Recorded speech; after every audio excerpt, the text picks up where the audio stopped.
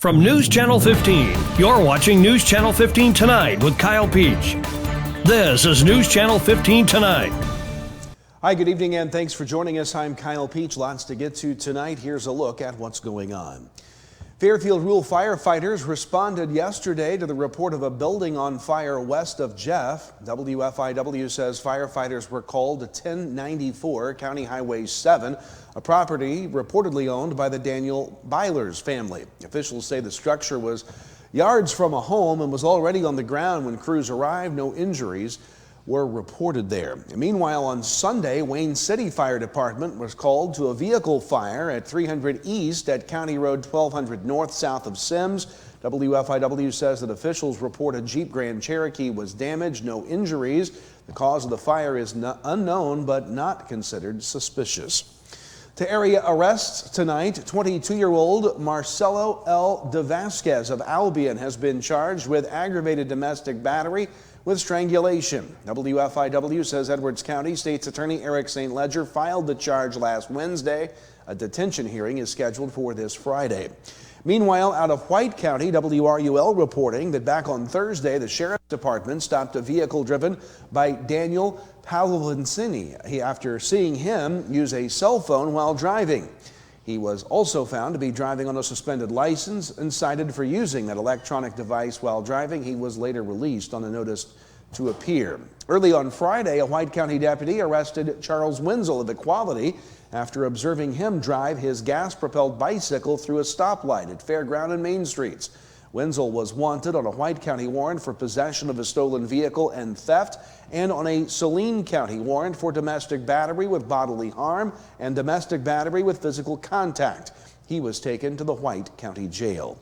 Out of Lawrence County, WAKO says that on Sunday, the Sheriff's Department arrested 27-year-old Tyler Daffrin of Vincennes. He was wanted on an out-of-state warrant. He was also charged with possession of meth and possession of drug paraphernalia. They also arrested 53-year-old Brad Delp of Vincennes for criminal disposal of waste in Lawrence County, and Lawrenceville police arrested 39-year-old Jacoby Wilson of Lawrenceville Saturday on a domestic battery charge, and 28-year-old Norma Serrano of Washington, Indiana was charged with 2 counts of identity theft and a single count of committing willful fraudulent acts. All of those Lawrence County subjects were taken to the Lawrence County Jail. Also out of Lawrence County, unconfirmed reports circulating suggest that U.S. Immigration and Customs Enforcement, or ICE, may have conducted an enforcement operation Friday at Toyota Boshuku, Illinois, in Lawrenceville. WFIW reports that information shared on social media and secondary sources claim that multiple individuals were detained, with some reports estimating as many as 6 people were taken into custody. As of now, neither ICE nor Toyota Boshuku, Illinois, have issued statements confirming any such operation. At the Flora City Council meeting held yesterday, WNOI reports that May 19th will be the Flora Spring Festival. Citywide rummage sales have been set for May 15th and 16th. Spring Cleanup Week in Flora will be May 18th through 21st. Meanwhile, the Blue Tick Breeders and Coon Hunters Association hunt at Charlie Brown Park will be April 18th through 21st. The city is also set to advertise for swimming pool staff for the summer ahead. And Flora Police Chief Jeremy Ruger requested the board's approval on an ordinance regulating the use of electric and gas bikes. The ordinance will require such bikes and scooters to have rear view mirrors and prohibit their use on several city roads. The 65th annual Miss Illinois County Fair Queen Pageant was held this weekend in Springfield. Krista Phillips of Effingham County was crowned as the new Miss Illinois County Fair Queen. Locally, Riley McDermott of the Monroe County Fair, by the way, was named runner-up. Bella Evans of Morgan County was second runner-up. Ruby Mulvaney of Ogle County was third. And Laney York of White County was fourth runner-up. The People's Choice Award went to Maggie Wonkel of the Menard County Fair. Candace Smith of Wayne County advanced to the top 16. Edwards County Fair Queen Alice Robb and Lawrence County Queen Ella Benson also took part in the weekend event. A total of 75 reigning county fair queens competed in the pageant. The Albion Area Chamber of Commerce is set to host its annual awards banquet Friday at the Country Financial Hall at the Edwards County Fairgrounds. Doors open at 5:30 p.m. This year's banquet will shine a spotlight on women in business, encouraging the public to nominate women who have made a significant impact in the business world. Nominations should include the business name and a brief reason for the nomination.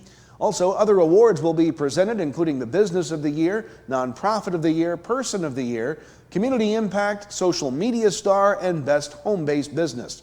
Tickets for the event are $10 each, $75 for a table of 8. For more information, visit albionareachamber.org. To nominate individuals for the various awards, you can check out the Albion Chamber Facebook page. More to come, a potential winter storm may be on the way this weekend. We'll give you the latest guidance from the National Weather Service in our weather segment, and lots of sports to tell you about. We'll be right back. Are you living with chronic conditions or finding it hard to manage your health at home? If you're 18 or older, have a primary care provider through Wabash General Hospital, and live in Wabash, Edwards, White, or Lawrence County, our community paramedics can help. Get support in the comfort of your home, including follow-up care, home safety and medication education, vital sign checks, disease management support, and resource connections. Our certified paramedics will work with your doctor to provide non-emergent care to keep you healthy at home. Ask your WGH primary care provider for a referral to community paramedicine.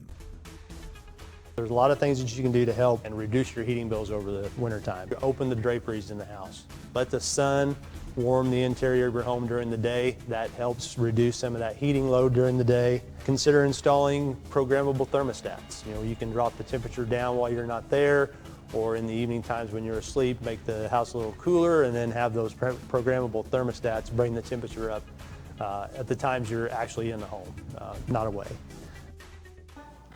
Welcome back. Time to talk weather here tonight. Nothing showing up on radar, but we could see some snow showers move through overnight and through the day tomorrow. Nothing that would amount to any more than just a light dusting across the area, and the temperatures will warm throughout the day tomorrow as well. That should take care of any issues, but some scattered slick spots can't be ruled out. The big weather maker could be coming our way this weekend. We'll have a little bit more on that in just a bit.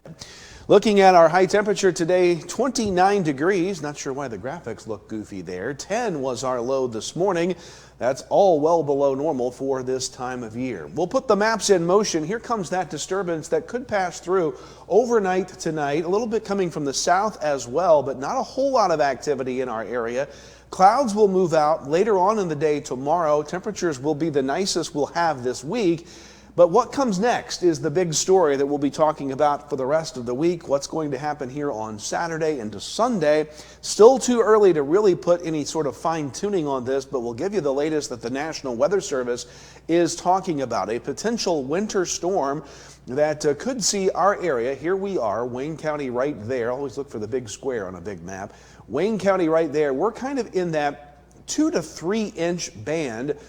If this holds, this is going to change dramatically over the next few weeks, few days, I should say, not few weeks. Over the next few days, this is going to change dramatically as this system shifts up and down, the temperatures and all of the different factors that factor into this. This map from the National Weather Service, I wouldn't put it out there if it didn't come from the National Weather Service, but that is what they are looking at potentially for this weekend. As far as probability, again, these maps from the National Weather Service right now saying that the probability of seeing 2 inches or more of snow this weekend throughout much of our area is in that 30 to 40% range. The further south you go, the probability increases. As far as the chances of seeing 4 inches or more of snow this weekend, that probability in the 20 to 30% range for our area. And the purple and pink there, it's further south, 40 to 50%, where that probability is greater. So it does look like we've got a winter storm on the way for the weekend. Still a possibility this thing could go south of us and miss us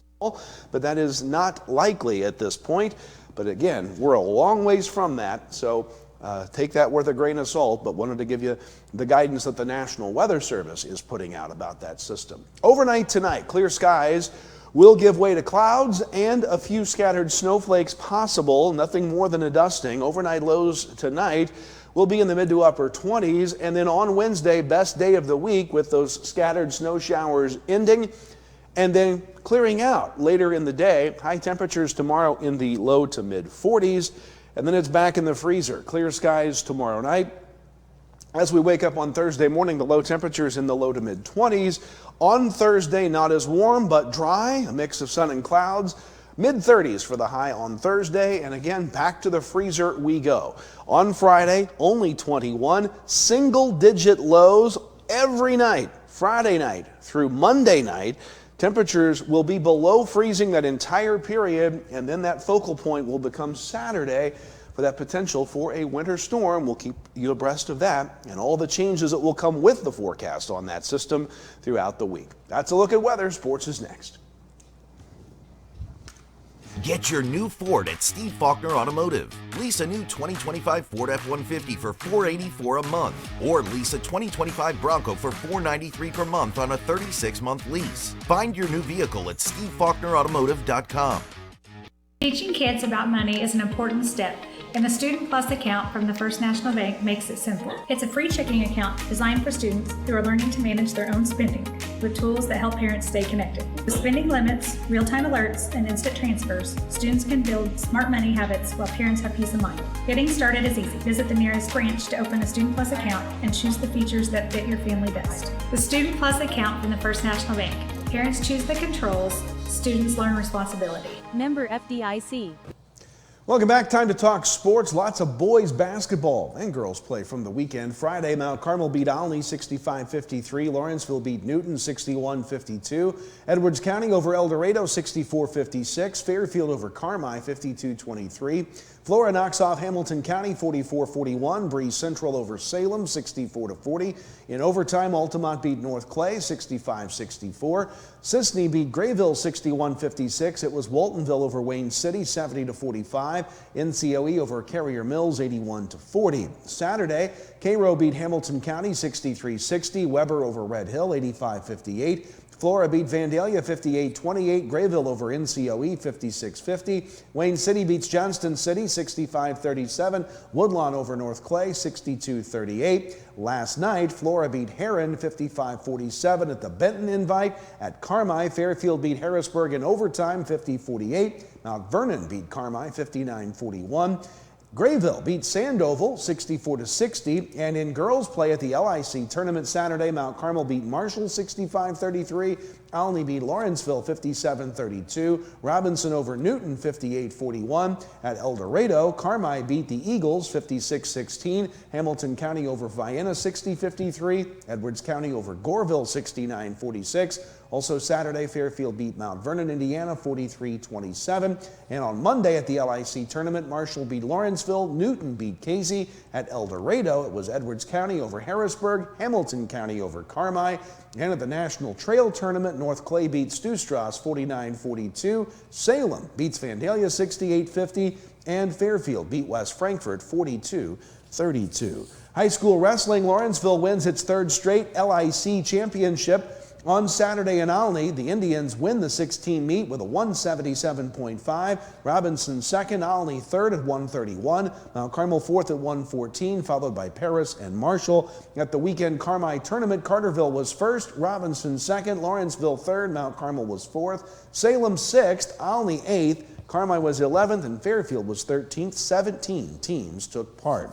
College basketball, Wabash Valley sweeps Olney Central. Lady Warriors winning at 109-54. The Warrior men win at 66-59. Congratulations to Mount Carmel's Drew Gill. He won his third tournament of his bass fishing career this weekend. It was at Lake Gunnersville in Alabama. Gill brings home the latest trophy and a $125,000 first place prize.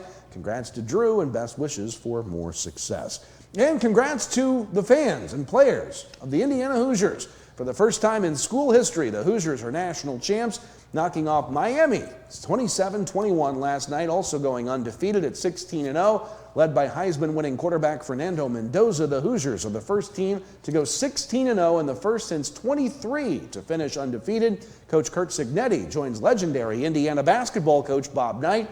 They're the last coaches in their respective sports to lead their teams to undefeated national championship seasons. Knight's 75-76 Hoosier basketball team went 32-0 that year. That's going to do it for us tonight. We thank you so much for joining us. See you tomorrow for more news. Kyle Peach from all of us at News Channel 15. Have a great night.